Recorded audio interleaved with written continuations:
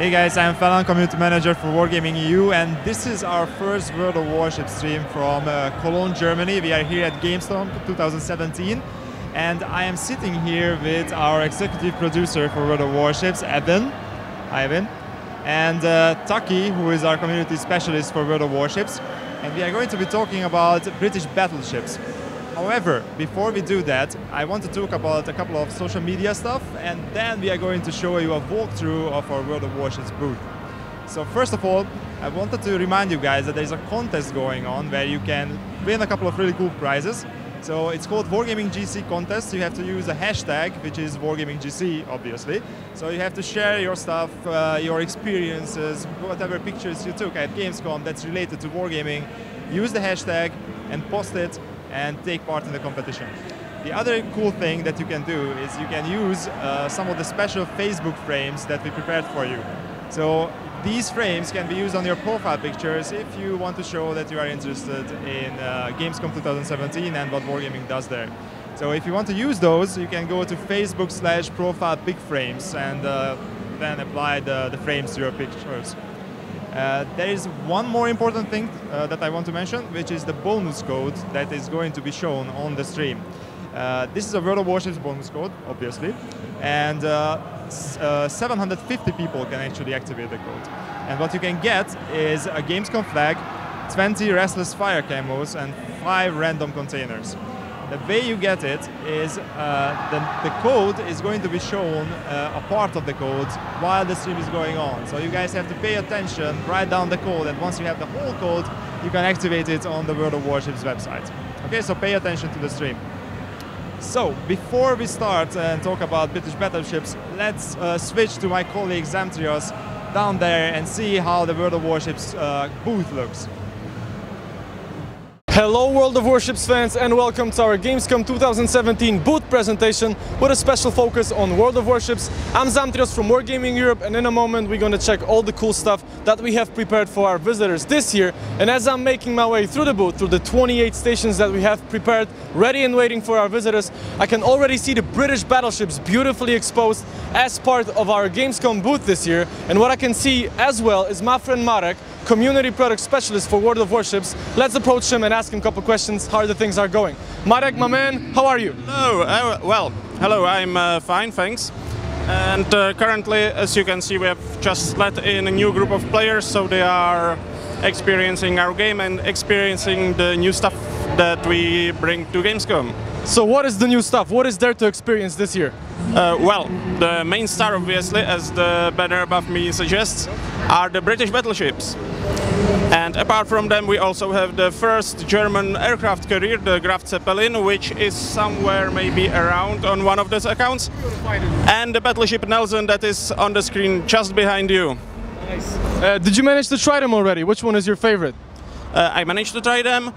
I'm not that much of an aircraft carrier player, so obviously my favorite is the Nelson. But my favorites are also the normal Tech 3 British, because they are quite fun actually.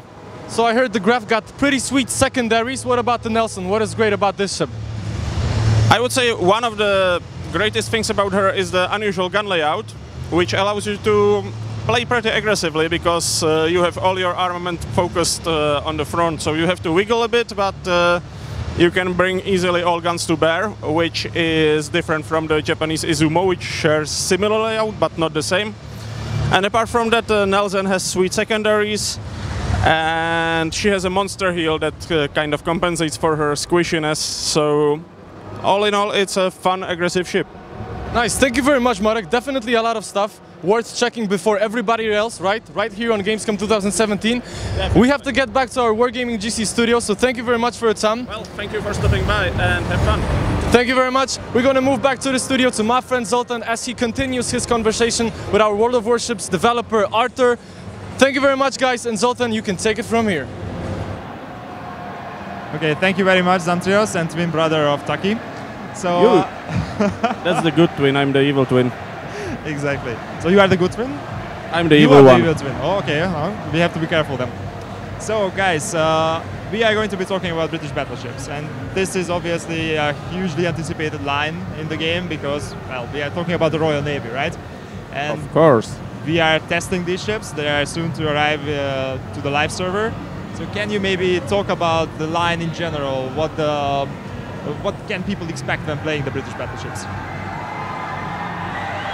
Actually, oh my God, the sound. A lot of people having a lot of fun in the background. Yeah, I can barely hear my own thoughts.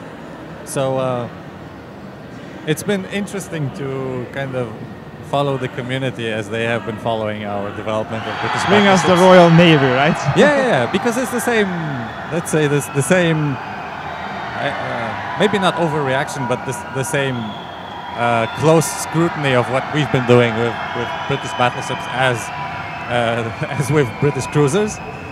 And with British cruisers it was highly controversial the way it was released, and right now it turns out that they're pretty okay and even very fun to play. Very specific as well, but still, it turned out to be a good release. So we were kind of hoping to have the same outcome. Like, we knew that it's going to be highly controversial because of the close scrutiny, because of how important and how emotional people are about this specific branch. But we were aiming to have like a good release in the end.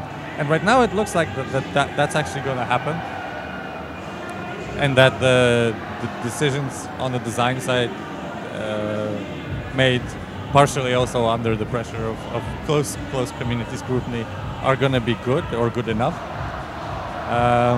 And it's going to be actually a pretty unique line in terms of how to play them and how to be good at them, let's say.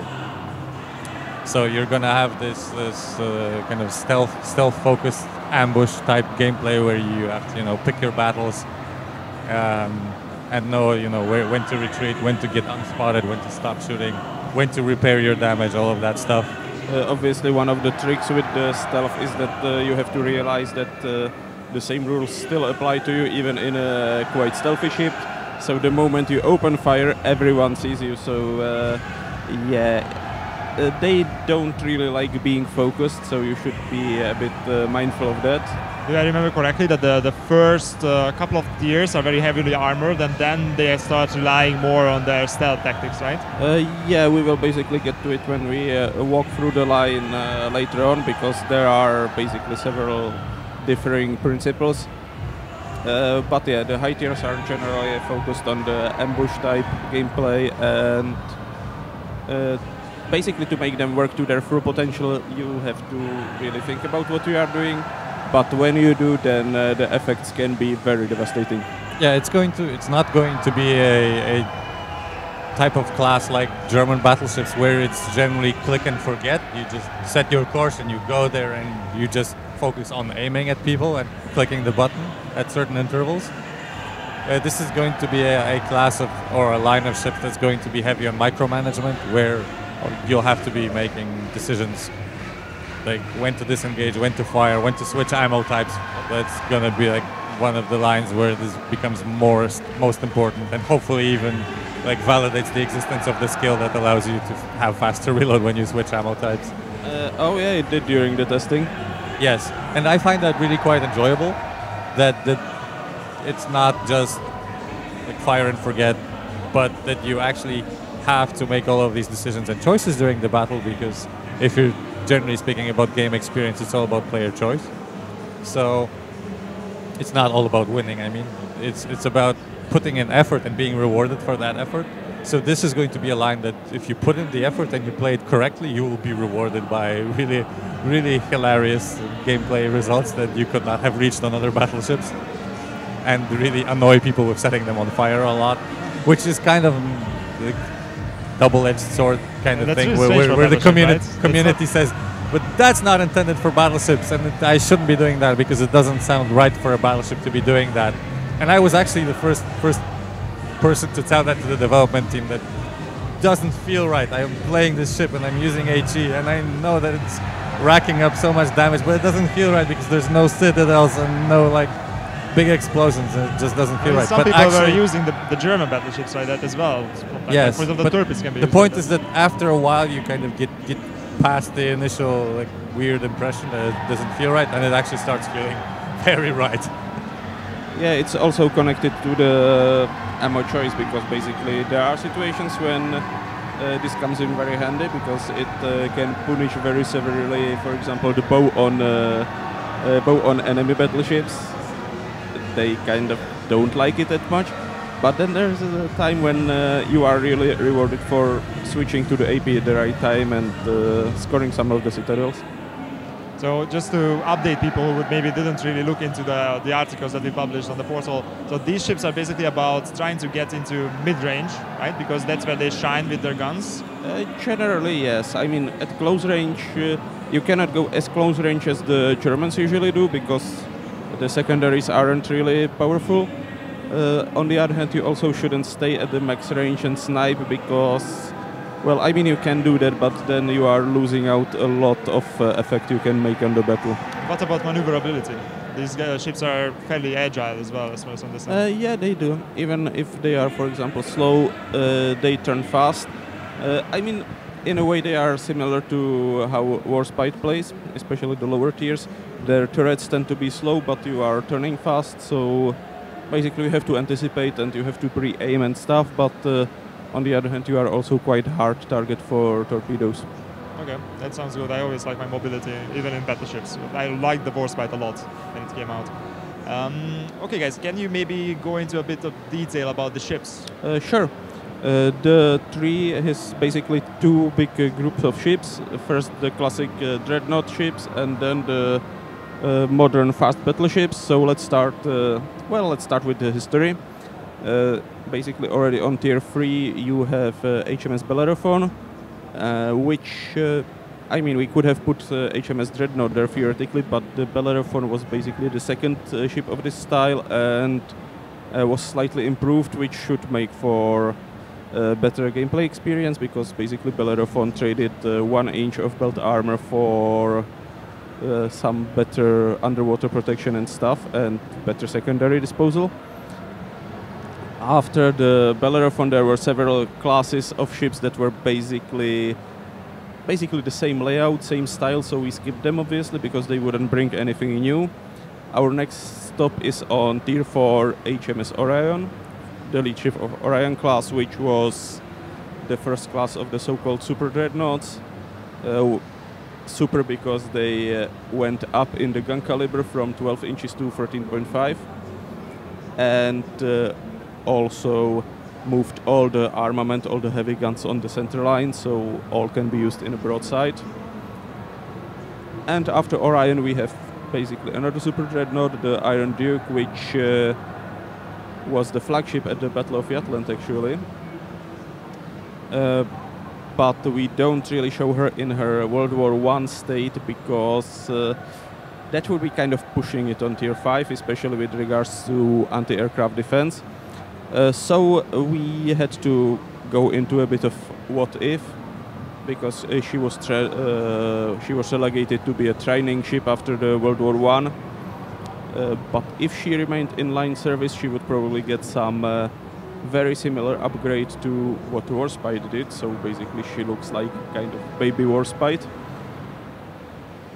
And after that, as last of the dreadnoughts and super dreadnoughts, there's the Queen Elizabeth, HMS Queen Elizabeth, which was again lead ship of her class, and which caused a lot of confusion in ship nomenclature, especially in English literature, because she was dubbed the fast battleship. Okay. Even though 24 knots doesn't really seem fast to us, but Not it really. was fast at the time when the battle line had a speed of 21 knots. And that was also a reason why basically until late 1930s then the British naval experts called anything that was significantly faster than that battle cruiser, so that's then messing up the Scharnhorst and Gneisenau and stuff like that.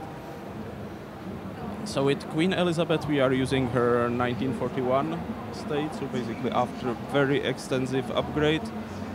In game terms it basically means she is different from the Warspite.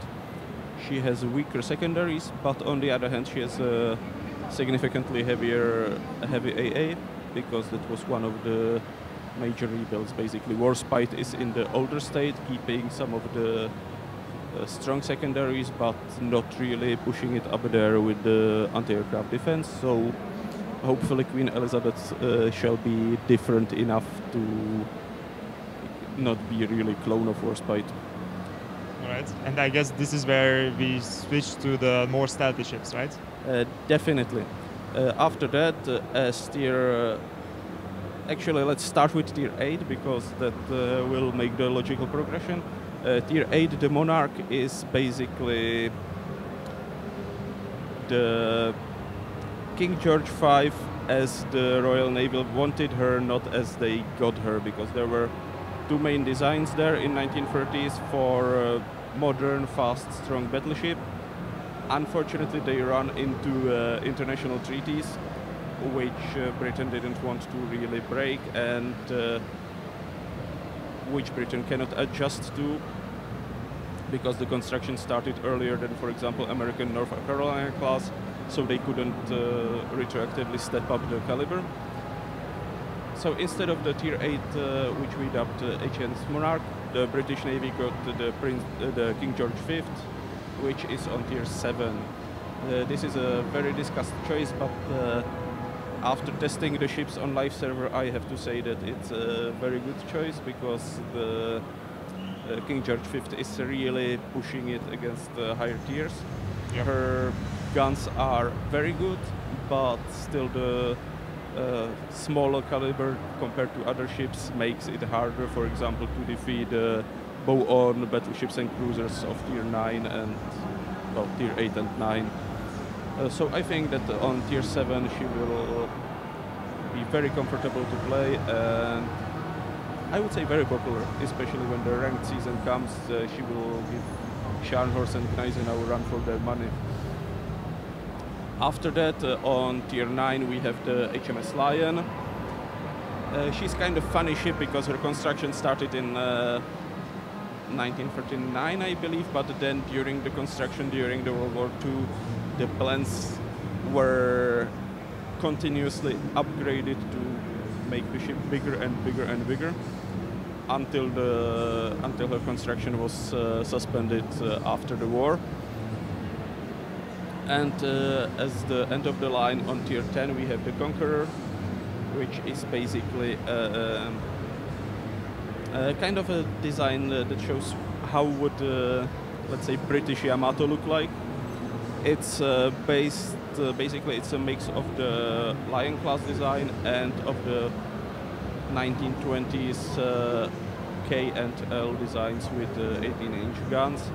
And we are offering her in basically two variants, with either 16.5-inch guns with 12 guns, in which it's kind of British Montana, let's say, or with the 8 large 457mm guns, which turn her into not exactly Yamato, but a very powerful ship. And since the top tiers, well, they tend to be stealthy, but they pay for it by a smaller hit point pool, they have a very, very nice heal, which should help. Again, as we talked about it, you have to think about when to deploy the ship, but when you manage to break contact and disappear for a while, you can very effectively regenerate and surprise your enemies by facing a ship that has significantly more hit points than when last seen. That's why you also can't push too far, because then you will never be able to disengage again and use your stealth.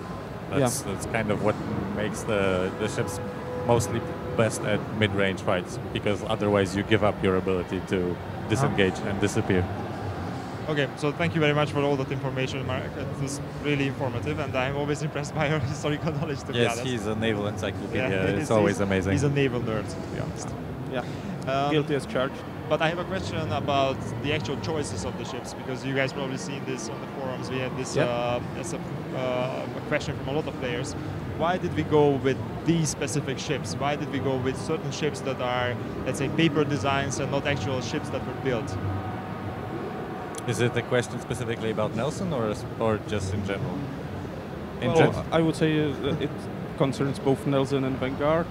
And in both cases, the reply is basically the same. It's the play style, because I think we've already mentioned it, right? That in the Japanese tree, the Izumo, which is significantly different from the rest of the line in the play style, is kind of a problem in progression for the players.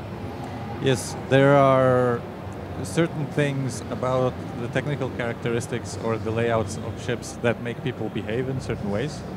It's just it's a usability, maybe not concern, but effect. So when you have this sort of layout with all guns on the front, or maybe a progression of caliber that goes up and then maybe drops again, those are things that make people behave in certain ways, and one of those things is for them to drop out and to stop playing this line, because the change in playstyle of the ship is so hard for them that they stop playing because they're annoyed. So that's one of the major considerations that we have while building any tree. This is no exception here, and that's also why Nelson was relegated to drop out of the tree. And in case of Izumo, it has a redeeming quality in that it's tier 9, and the caliber kind of makes up for a lot of the problems, and it's also being saved by Yamato being just above it. So there are a lot of people who desperately want Yamato and will just go through Izumo whatever the cost. But if we were building this line today, we would probably not have Izumo in it. So it's basically about consistency, right? So a line has to be consistent when it comes to the way people play it. It has to be consistent, but not in terms of engineering progression or logical progression, which is kind of the thing that people are annoyed about from the historical perspective. It needs to be consistent in terms of user experience progression. So as an ideal example, I mean, in most cases, the engineering progression goes with the player progression, because generally ships in the line tended to get bigger until there was some critical break until point. Carriers started. But for example, as an example, we can put even American cruiser tree, because currently we have their USS Cleveland as tier 6, while historically it should be more around tier 8, basically after New Orleans. But just imagine that you are progressing through the tree, so you switch from Omaha to Pensacola, which is good because they were basically Pensacola was supposed to be bigger Omaha. Then you go to New Orleans, which is again good, and then suddenly you go to Cleveland, where you have many small caliber guns, and then you again go to Baltimore. So apart from changing the play style, it often requires player also to adjust the captain skills, for example, which again is annoyance because you cannot keep them, you have to drop them, retrain, and then after passing the ship you have to drop them and retrain them again, which again is an annoyance, and if we can, we would like to avoid that. Yeah, that makes a lot of sense, to be honest. And the same applies actually for the second ship that is often mentioned by the players, the HMS Vanguard, the last really built British battleship, which is also kind of specific and wouldn't really fit in the progression, because while she has the same caliber of guns as the Monarch we have on tier 8, she was significantly different in the fact that she used turrets and guns from World War I battle cruisers. So basically she would be tier 8 ship with generally tier 6 guns. So basically it wouldn't fit into this this concept of these stealthy ambush ships that the British are, right? With the I really mean, good guns. she might fit in the stealth, but she wouldn't get into the improving gun performance. So yeah, she wouldn't really fit in. So yeah. Okay, I think it makes a lot of sense. Okay, guys, you mentioned the Nelson, so let's talk about the Nelson a little bit, because I think that's a really interesting ship. Because it's not, first of all, it's a special ship in the sense that you can't buy it in the game for premium, for gold or for experience, right? You buy it with free experience. So can you maybe talk about the Nelson a little bit? So as we just mentioned, it offers a kind of unique playstyle. So we were fine with allowing people to choose this playstyle rather than having them grind through it as a necessity to go to higher tiers. So if you like want to have this playstyle with all of the guns forward, and you can watch like the video reviews from YouTube, will tell you generally how it plays if you don't want to commit to it. Then that's fine. And we generally already have a tier 7 premium battleship in the form of the Hood, so we didn't need to like give you another choice for the same amount of doubloons or same amount of money. And we're fine with allowing you to like to get the ship potentially for free. I know that most people will say that's actually not for free because of the amount that you need, but still, it's just that you can potentially pay as much as you want and grind as much as you want, and you can get the ship for free, and we're fine with that. Just because we know that allowing people to get premiums is also a way to keep them in the game for longer. So. And as for the playstyle, I've been observing people trying her in the booth here downstairs. Yeah, tell me. And they seem to enjoy her really, especially already existing players who have some experience with battleships. Do they Dunkirk with it or what? You don't really Dunkirk with it. You rather wiggle, and because the third turret rotates through the front, you can very quickly switch sides. Yes. So they seem to like it. They all agree that she's a significantly different type of battleship because, I mean, she's slow, but she's quite nimble. She has good secondaries, and all the guns front make for very interesting tactics. She's very good for pushing the objective. And the heel. And the heel also helps, yeah. Yeah, that actually is something that we never mentioned when we were talking about the British battleships, because the heel is a very significant asset that they have when they do these ambush tactics, right? Because they not for take all some of damage. not for all of the ships. So the whole line doesn't have the improvement. The low tiers have tiers 3 to 7 have the basically warspite heel, so improved, but not that much. It's 10%, right? If I remember correctly. Yeah, I think so. I mean, don't expect shooting percentages off the top of my head because basically, I'm not really much into the number crunching, but they are better than the tier 8, 9, 10 have the monster heel. And Nelson has basically a high tier British cruiser heel, so this heel is basically part of the playstyle, right? You have to actually take damage. You are meant to take damage and then heal it back. But you still have to decide what kind of damage you want to take, because there are different damage types and not all of them can be healed back as effectively. So that generally means that you need to pick your fights, and you need to also be aware of where the damage is coming from and what kind of damage you're taking. Good against fire, torpedo, the kinds of flooding damage, right? But not good against, let's say, taking citadel hits. And you shouldn't take torpedo damage either. And basically that's the difference between Nelson and the high tiers as well, because the high tier battleship in the Tech 3 cannot repair citadel, but can repair very effectively all other kinds of damage, while Nelson has the British cruiser heel, so she can repair citadel, but on the other hand, not the other kinds of damage as okay, that's good to know. All right, guys, I have one more thing that I would like to talk about, and that's not a British battleship, but it's the Graf Zeppelin. Because exactly. Wunderbar. So we are going to have a German CV in the game soon, right? And it's today. Today, actually. Yeah. Oh, that's good to know. Okay, so guys, German CV coming today to the game. So if you are interested in that, go and buy it. What can you tell me about the Graf Zeppelin? Why is it special? How is it special? Special because it's a German CV. Obviously, that already makes it special. But what can we expect from it in terms of play style? What kind of configuration does it have? I think most of the community already knows, because there's also been a lot of controversy about the squadron layout for Graf Zeppelin and why we don't have torpedo bombers for Graf Zeppelin in the current release state.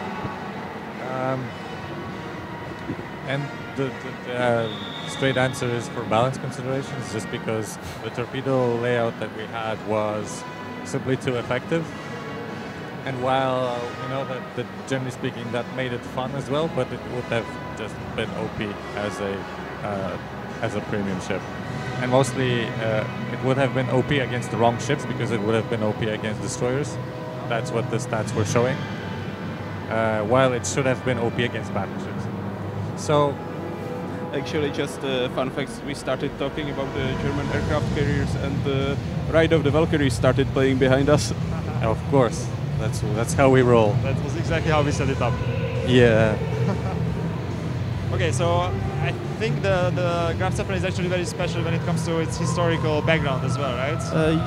Yeah, At least kind it's very of. interesting. Basically, she was supposed to provide support for the long-range raiding battleships in the Atlantic, which is also why the main focus of her air group was shifting continuously, depending on what the Kriegsmarine thought will be the main threat. So they were oscillating between fighter loadout, bomber loadout, and given its role, she also got very strong secondary armament, which obviously looks weird now because usually the aircraft carriers try to drop it as soon as the war started because they found out that it's useless, and that if enemy gets into the range where the secondaries can be employed, the aircraft carrier is truly and royally screwed. But obviously the German designers liked this combat experience, so they stuck to that. And well, another interesting choice was the choice of planes, because basically she was supposed to be relying on, after some projects failed, on Messerschmitt 109s and on Stukas with folding wings and with option to carry torpedoes, which also surprised a lot of people in the first test, because they obviously Stuka is like culturally ingrained as a dive bomber, and suddenly, what the hell, the Stukas with torpedoes? What were you thinking? But those were actually very historical. All right. So, if I remember correctly, the ship is supposed to be very agile. It has good secondaries, and it relies on those dive bombers, right, to do some AP and AG damage as well. Well, the secondaries is just kind of the same in the game as in the historical brief that you just heard. It can be fun sometimes. It's kind of a gimmick more than anything else, but it can be fun, and it's mostly a psychological weapon against destroyers when they pop up too close, and they like start getting the hail of bullets. It naturally tends to shoot people away. It's a bit reassuring when the fireworks start. You know, it at least is doing something against those destroyers. And I can attest that as a destroyer captain, you start getting concerned when there's too much of the incoming fire. Yes, and there can be a situation where you mistake it for a Bismarck. I can imagine. But anyway, mostly I think people will play it with AP dive bombers right now, which is kind of the hard choice that we made in terms of balancing how to make it playable for people and how to give it a good enough tactic and play style for people. In the future, we'll try to give it more variety in terms of squadron layout choices, potentially bringing back the torpedo bomber squadrons.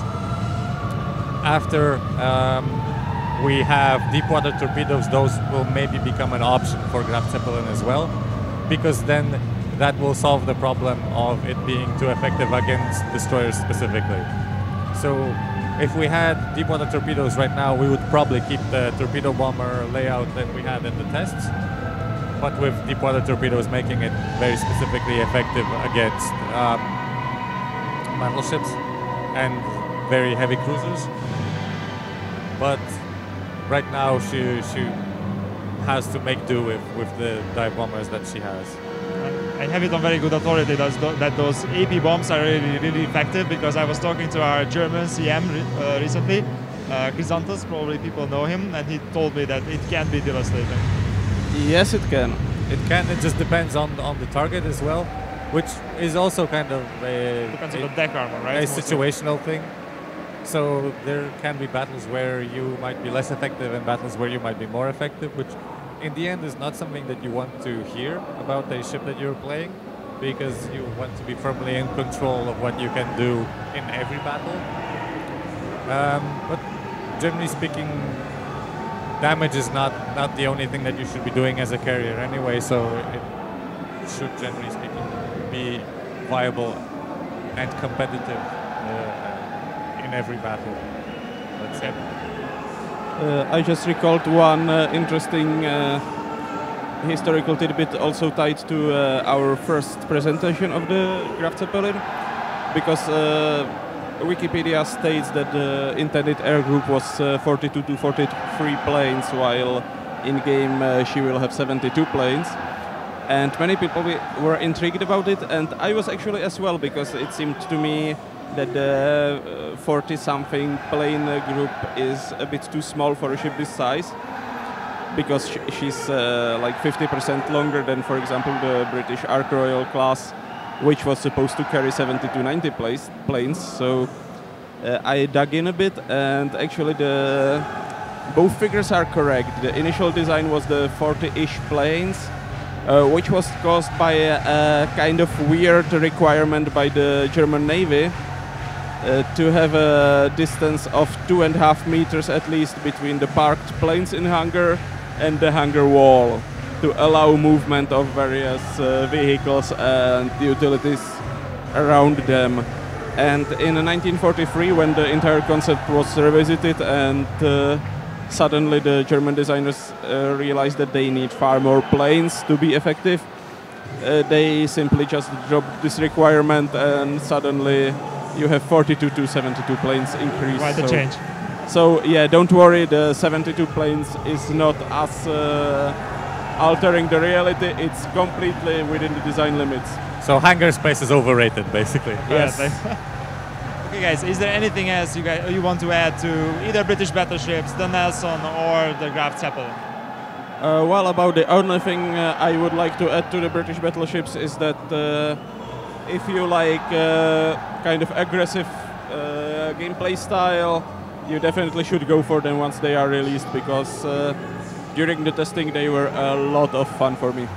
And as far as I remember, people can already test some of those ships on the public tests, right?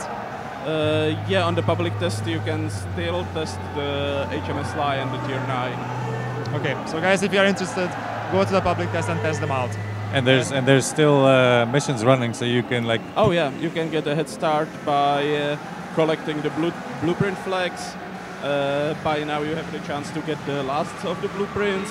I think so. Yeah, so if you got one of the blueprints, anyone, you will get the Tier 3 battleship when they are released. If you got any two, you will get Tier 3 and 4. And if you will get all 3 blueprint flags, you will get Tier 3, 4 and 5. So significant head start. Okay guys, in that case, just go for it. Guys, thank you very much for all the information. Thank you very much for Evan and Taki. And guys, you on the other end of the screen, stay tuned, because we are going to have some more stuff for you to see today. But for now, for Warships, this is it. We are tuning out. Bye-bye. Bye-bye, guys. Bye.